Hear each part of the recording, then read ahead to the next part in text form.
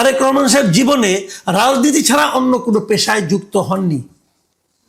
সোজা হিসাব রে ভাই, সরল পথে থাকেন। শফিকুর রহমানের এটা ভুল হলো কেন?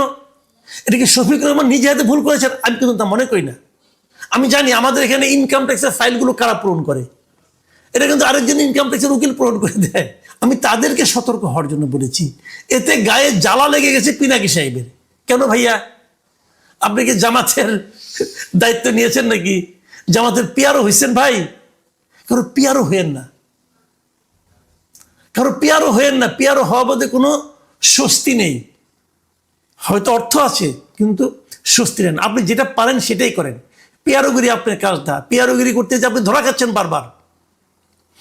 আপনি কিছুদিন সরকারের দালালি করছেন, এখন সরকারের উপরে খেপছেন, সরকার আপনাকে ঠিক মতো হয়তো মাল পানি আর দেয় না, চেপে গেছেন।